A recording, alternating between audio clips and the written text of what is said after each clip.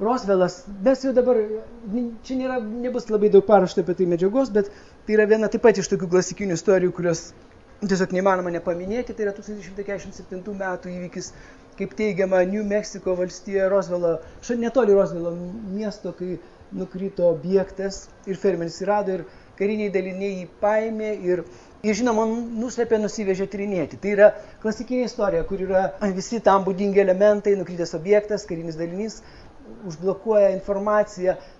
Kas yra iš tikrųjų įdomu, kad informacija tikrai išėjo, tai yra laikraštis ir radio laida, kurias įrašas išlikęs iki šiol, kai yra kalbama. Šiandieną mūsų kariniai oro daliniai gavo savo žiniom nežemišką objektą. Tokia buvo pranešimas ir Rosvelo radio stotyje ir daugiau šiek tiek medžiagos, liudininkai ten pasisakė, laikraštyje, tas interviu. Visa tai buvo paneigta, visa informacija buvo sustabdyta iš labai aukštų instancijų taip pat kitą dieną ir va tokia yra Rosvelo istorija, kuri neužgesta iki šiol, todėl kad, kaip nebūtų keista, kiek ėjo laikas, tiek atsirasdavo, aišku, tai galima juoktis iš to, daugiau liudininkų, aišku, galima galvoti, kad daugelis žmonių norėjo išgarsėti, daugelis gal norėjo įsijungti knygų rašymus, tyrimus.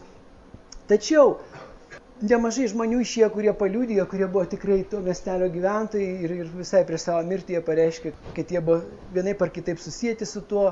Be konkrečių atsiminimų tikslių ir pavardžių, tai aišku, nedaro jokį įspūdžio tas pasakojimas, aš tik sakau pačią idėjinę konstrukciją, koks yra tas pasakojimas ir kaip iš tikrųjų yra. Galima patyrinėti ir, aišku, daryti išvadas iš to savarankiškai. Čia mes žvilgterėm dar keletą formų objektų, nes dažniausiai mes dabar gal irgi apsistojame ties viena iš tų formų, atsispindi šią nuotrauką. Čia surinkta maždaug tiek, kiek žmonių yra teigiama pagal pasakojimus, kokie jie būna, kokie gali būti įvairovė tų objektų, kuriuos mato žmonės danguje.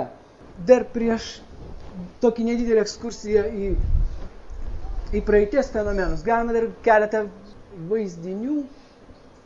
Taip, tų įrašų, kur užfiksuoti objektai yra galybė, jų aišku yra visokiausio lygio, visokiausio ryškumo. Mes daug jų nežiūrėsim, tik tai keletą pavyzdžių, kurie ką galėtų pasakyti. Patį faktą, kad jeigu jau tas yra patvirtinta video analitikų ir didžiausių profesionalų tose srityse, kas dar galėtų būti tokio, kas galėtų leisti, kad tai tikra, pavyzdžiui, sakykime. Ar yra kas patvirtintų, jeigu mes pamatytumėm tai oficialioje televizijoje ir tai būtų pareikšta, kad tai tikra, tada mes galbūt patikėtumėme. Arba mes turėtumėm tik tai būtinai pamatyti patys objektą, tik tada patikėti. Čia šiaip tokie pamastymai psichologiniai grinai, nebūtinai konkrečiai, bet šiaip, užsimastai apie tokius dalykus grinai psichologiškai, kas įtakoja mūsų požiūrį į tokius dalykus, kas apibūdino, kas nustatė tai nuo kada, kas yra tikrai tikroviška, netikroviška, kas yra priimtina, kas yra žemiška, nežemiška. Visą tai, mano manymu, visais atvejais šitas sritis yra įspūdinga ne tiems, kurie galbūt visai nenorėtų domėtis, bet patenka į tą sritį kaip nors, pavyzdžiui, kad ar ten draugai jūs bando išstumti, ar dar kaip nors, ar jie netyčia pamato filmą, kur tai rodoma. Puikiai to, kad jinai krėstelna pasaulėžiūra tokia, kokia jinai yra susiklošusi. Jinai yra dažniausiai mūsų visada labai siauroka. Kai juda laikas į priekį, mes matome, kokia siaura mūsų pasaulėžiūra yra buvus iki tam tikro laipsnio, sakykime, po kurio mes matome, kai vystosi technologijos, atsiskleidžia istoriniai įvykiai, mes pamatom, kaip mes siaurai mąstėme iki tol. Galbūt kažkada ateis laikas, kai ir šitie dalykai pasirodys mums tokioje šviesoje, galbūt mes gyvensim ir galvosim, nieko savo buvo laikas, kai aš visai netikėjau, o dabar tai yra visų, kaip paprasta. Kiek mūsų senelių įsivaizduotų, kaip atrodo kompiuteriai ir judantis objektai. Sakykime.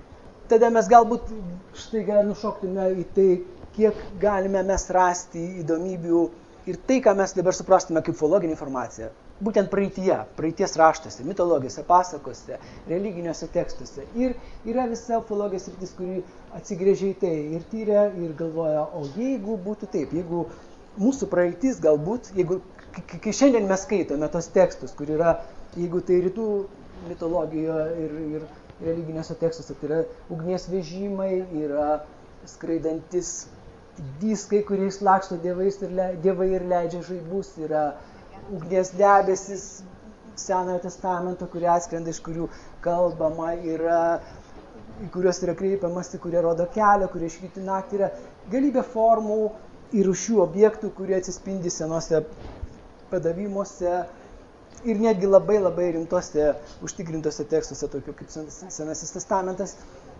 čia dailininko vaizdiniai, kaip tai galėtų būti. Ir mes šiek tiek, gal jau kadangi, aš žinau iš tikrųjų, kiek mes turėjom laiko, kiek aš užlaikiau, man laisvame universitete nelabai būna aišku, kiek iš tikrųjų mes tęsiam to laiko. Puiku, aišku, aš tikiuosi, aš jūsų labai neužlaikiau per ilgai, nes kai mes darėm kartą pirmą paskaitą, tai reikėjo pusę valandos padaryti ir kita pusę valandos buvo pokalbėms ir labai reikėjo staigiai sutilpti, nes tai buvo biblioteka, reikėjo išeiti, kai jinai buvo uždarinėjama. Tai jeigu ką, kai išeina Darius, aš paprastai nelabai žinau, kada baigti paskaitą, bet aš jeigu ką, jūs pasakykit. Iš tikrųjų mes dabar prabėgom, gal praeisim tik tai tą atsigrėžimą į praeitį ir tą sritį. Aišku, įdomiau yra tiesiog atsisėsti, pavartyti dokumentaciją, paskaityti tos tekstus, perpasakoti.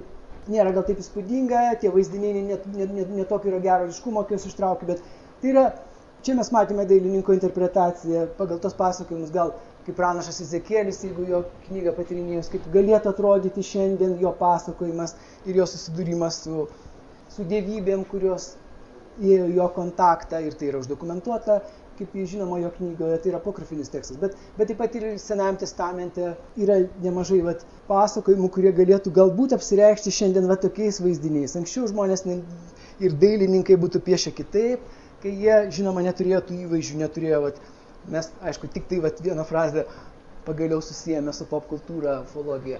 Kadangi vaizdiniai yra tokie, galbūt dailininkas šiandien kitaip gali interpretuoti, bet tai dailininko fantazija vienas dalykas, bet tekstus, kai mes skaitome kartais tos senosius biblinių laikų tekstus, pabandyti galima būtų iš naujo paskaityti, aš dabar čia neturiu to pasiruošęs padaryti, bet jeigu jūs kada susidursite, pabandykit pažiūrėti tai, o kaip tai atrodytų dabartinio technologijos žmogaus akimis ir galima nustebti, ant kiek galėtų kai kas priminti tai. Na, bet tai čia tik pradžia tyrimo, pradžia visų įdomybių ir istorijų. Bet yra piešiniai, čia yra, aš pamiršau pasižymėti datas, bet čia yra 13 amžiaus piešinys kažkur Europoje iš tikrųjų yra, ten išdidinti yra viršuje piešiniai, kurie daugelį žmonių yra laikomi įtartinai panašus į objektus, kuriuose skrenda žmonės. Tai gal 14 amžiaus. Šiaip neturi labai reikšmės ar 11, ar 12, ar 13, 14, aišku, šiuo atveju, kuriuo mes stebim, bet maždaug tokių laikų, tikrai ne jaunesnis šis piešinys. Ir kiti panašus pobūdžio piešiniai, čia yra gal jau ir kai kas yra 18 amžiaus, bet iki 19 amžiaus tai yra piešiniai religiniai, kaip matot, kol kas likę kaip freskos ant sienų, bažnytiniuose ar kitose pastatuose.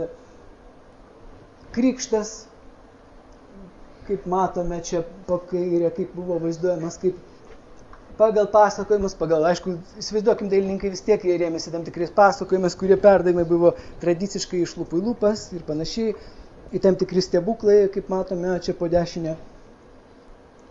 Dar kai kurie šventi paveikslai su įdomiais aspektais, tai šitie dalykai yra pilnai autentiški, čia nėra triukų kompiuterinių tame, aišku, jokių, čia yra patikrintas dalykas, jis yra buvęs tyrinėjamas daug metų iki tol ir yra, aišku, autentiškų paliudimų. Čia ką mes rodom dabartiniu metu. Visi šitie paveikslai tikri, ta prasme. Ir jie visi yra būtent tų šimtmečių.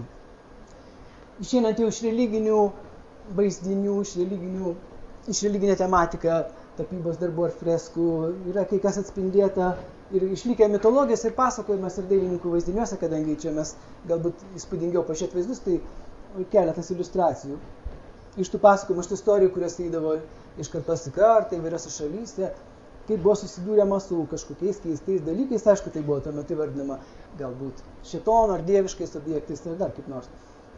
Ir atsispindi kai kas monetose, čia viršų Prancūzijoje, pačioj Nepalo, tam tikroje kultiniam tokiam diske ar monetai, kur laikoma, kad viena figūrėlė labiau panaši į humanoidinio tipo atstovą.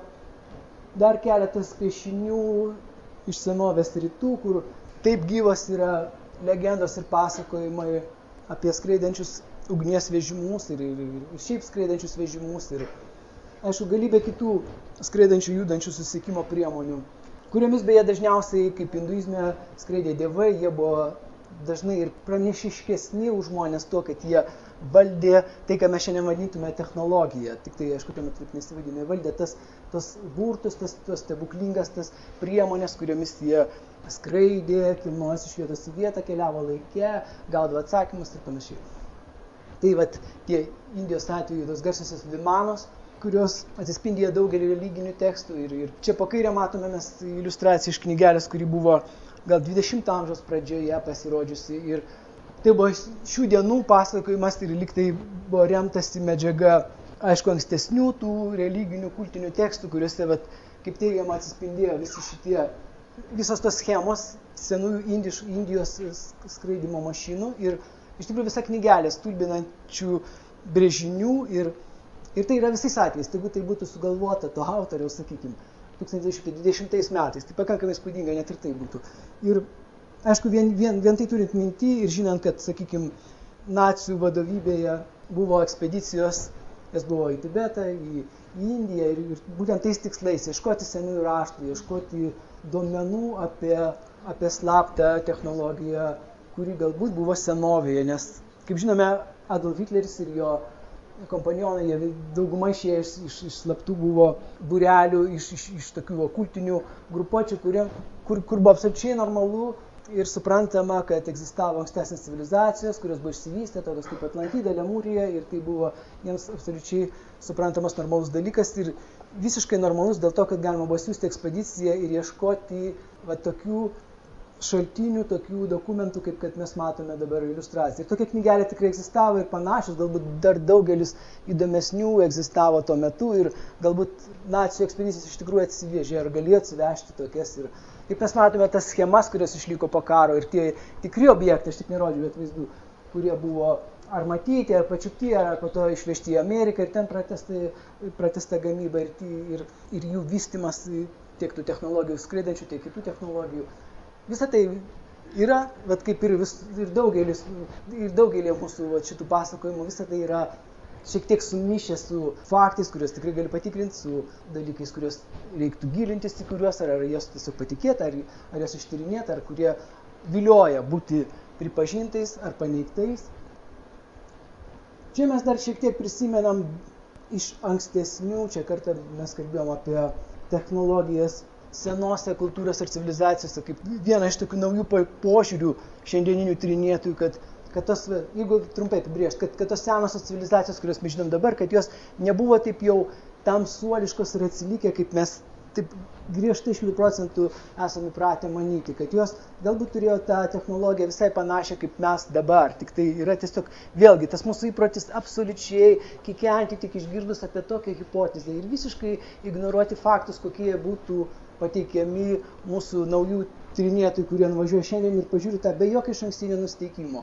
Sakykime, čia buvo atvejai, kai akmens apdirbimo specialistai, geologai, filologai susibūrė į vieną didelę grupę, kuri kompleksiškai nutarė patyrinėti, sakykime, Egiptą be jokio išankstinio nusteikimo. Absoliučiai be jokio, atmetant tai, kas yra teigiama vadovėliuose, kaip tos buvo statomos piramidės ar kiti objektai ir peržiūrėti, ar tikrai galima rankų būdu šitos granito blokus pjaustyti, apdoroti, tvarkyti. Ir puikiai dokumentika iš tikrųjų buvo, kurie jie padarė ir parodė ten. Čia, aišku, tie dalykai, aš rodo tik kaip pavyzdį, kaip kad nuorodai į tuos filmus, kuriuos galima būtų surasti, pažiūrėti, detaliai studijuoti, tik tada, aišku, galima būtų geriau gal įsigilinti ir susidomėti, priimti šitos dalykus. Va, čia, kaip matome, kaip yra teigiama akivaizdus, kaip teigia akmens apdirbimo specialistai, pjūklo bruožai, kai kur nutekamieji vamzdžiai pavadinkim, išskaptuoti akmenyje, ten, kur, kaip žinia, gerokai 10 tūkstančių metų nebuvo lietaus.